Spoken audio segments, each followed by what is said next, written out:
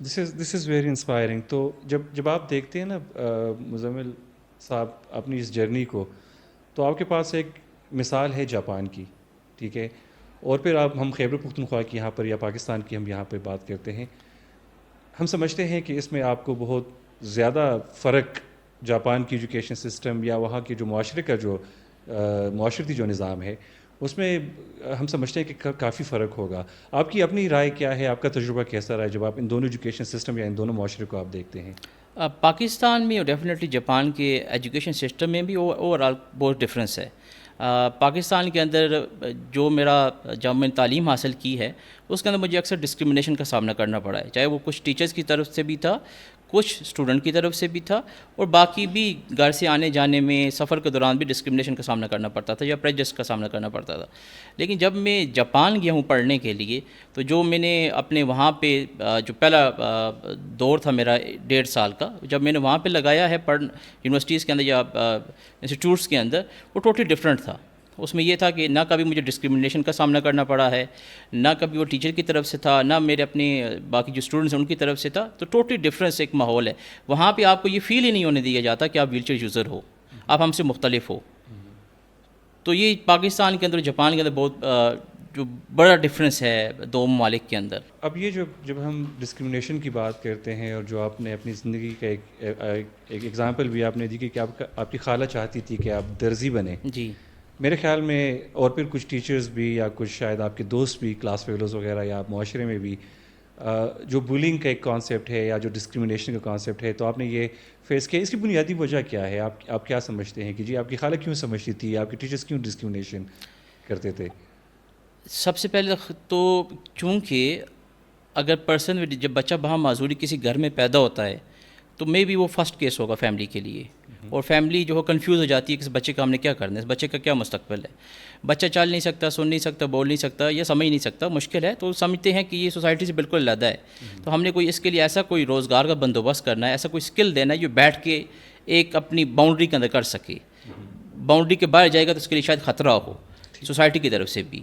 جو پریجس آتی ہے، ڈسکرمنیشن ہے، تعصب ہے، اور لوگوں کا ایٹیٹیوڈ جو ہے وہ کافی منفی ہے پاکستان کے اندر. تو میں بھی اس وجہ سے خالہ نے یہ سوچا ہوگا کہ یہ گھر میں ہی رہے تو پروٹیکشن میں رہے گا اور یہاں پہ کام سیکھ سکتا ہے. جہاں تک باقی اسکول کی بات آ جاتی ہے، اوور آل جو چیزوں کی بات آتی ہے، وہ اس میں یہ ہے کہ جو انڈیویجول ماڈل آف ڈسیبلٹی ہے کہ مسئلہ بندے کے ساتھ ہے، تو وہ جو ہے کیپٹلائز ہو چکے ہیں پاکستان کے اندر، برینز کے اندر.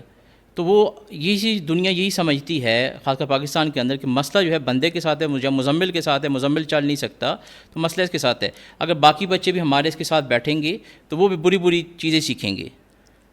تو اس لیے ٹیچرز، بچے، یا باقی مین اسٹریم ایجوکیشن کے اندر جو والدین ہیں، خاص کر جو انٹلیکچوئل امپیئرمنٹ کے اندر جو کیس ہے، والدین نہیں چاہتے کہ ان کے بچے ایسے بچے کے ساتھ بیٹھیں جو کسی انٹلیکچوئل امپیئرمنٹ کے ساتھ ہو. تو وہ مین وجہ بنتی ہے ڈسکرمنیشن کی. ہم یہ جاپان میں اس کی مثال آپ کو نہیں ملتی، لیکن یہیں پر ڈیولپنگ کنٹریز میں یا خیبر پختونخوا میں یا پاکستان میں آپ کو یہ مثالیں ملے گی. اور ہمارے اسٹیٹسٹکس کہتے ہیں کہ یہاں پر خیبر پختونخوا میں بہت زیادہ لوگ ہیں، they are lot many persons with disability. اور میرے خیال میں تعلیم کے ساتھ ساتھ جو معاشرے میں ان کا اور بھی بہت اہم رول ہو سکتا ہے. ان کا بنیادی حق ہے کہ وہ اسی طریقے سے زندگی گزاریں جس طرح عام لوگ یا اور لوگ جو ہیں وہ زندگی گزارتے ہیں. آپ کیا سمجھتے ہیں جس کا حل کیا ہوگا؟ کس طریقے سے ہم آگے جائیں گے؟ ہم کس طریقے سے اس معاشرے کو ایک انکلوسیو معاشرہ بنائیں گے؟ بالکل. پاکستان کے اندر ہم تقریباً 25 کروڑ کی آبادی ہیں، اور 25 کروڑ میں تقریباً پاکستان بیورو آف اسٹیٹسٹک کے مطابق 9.64% یا 10% جو ہے افراد بہم معذوری ہیں، جو کہ بہت بڑی تعداد ہے. پاکستان میں اس وقت افراد بہم معذوری کو 4 قسم کی بڑی رکاوٹوں کا سامنا ہے. رکاوٹیں تو بہت ساری ہیں لیکن ہم ان کو 4 حصوں میں تقسیم کرتے ہیں. سب سے پہلے جو حصہ ہے وہ ہے ایٹیٹیوڈ. لوگوں کا رویہ جو ہے وہ بہت منفی ہے.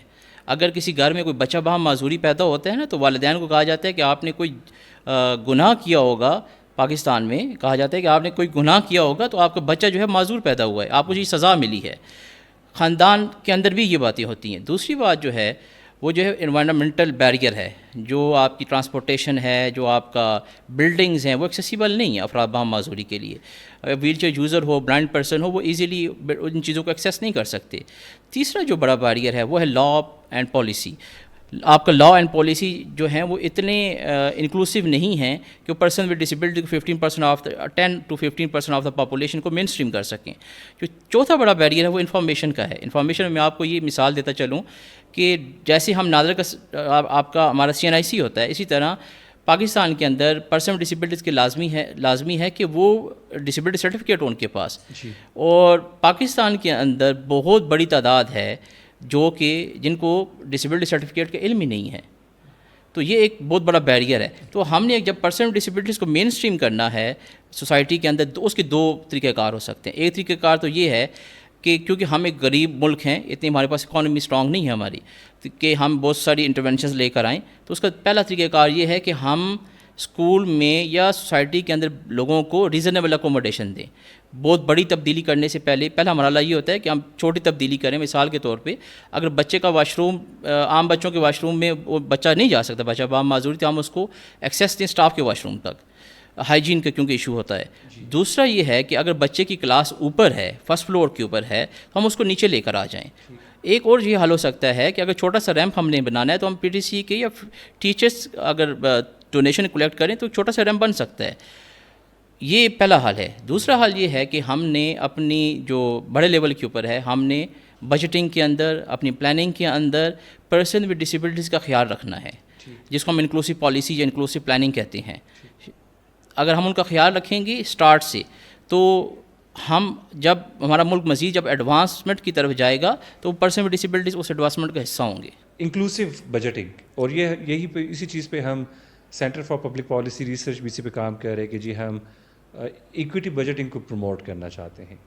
آپ کی اپنی کیا انڈرسٹینڈنگ ہے جی, ہے ہماری ایکویٹی بجٹنگ ہے جب آپ پرسن ود ڈسیبلٹی کے بارے میں دیکھتے ہیں, خیبر پختونخوا کی فائنینشیل اسسمنٹ جب آپ کرتے ہیں بجٹ کی؟ خیبر پختونخوا پاکستان کے اندر وہ واحد صوبہ ہے جس نے سالانہ بجٹ کے اندر پرسن ود ڈسیبلٹیز کے بجٹ کی اناؤنسمنٹ کی تھی بیک ان 2022. باقی پاکستان میں کسی صوبے نے بھی ایسی کوئی اناؤنسمنٹ نہیں کی تھی. لیکن انفارچونیٹلی وہ جو بجٹنگ تھی for to bring the inclusion, to advance the inclusion, وہ ہم پراپرلی مین اسٹریم نہیں کر سکے. ایک تو یہ چیز ہے. دوسری یہ چیز ہے کہ ابھی KP حکومت کی کسی حد تک یہ پالیسی ہے کہ ہم نے افراد بہم معذوری کے لیے جب بھی کوئی پلان بنتا ہے تو ہم نے اس کو انشور کرنا ہے کہ وہ انکلوسیو ہو, لیکن ابھی یہ بالکل انیشیل سٹیجز کے اوپر ہے. اور اس میں ایک اور چیز میں شیئر کرنا چاہوں گا, جو خیبر پختونخوا ہے وہ واحد صوبہ ہے جس کا ایجوکیشن سیکٹر پلان فلی انکلوسیو ہے, جو ہر طبقہ, جو کمزور طبقہ, جو ولنریبل گروپس ہیں, ان کا خیال رکھتا ہے.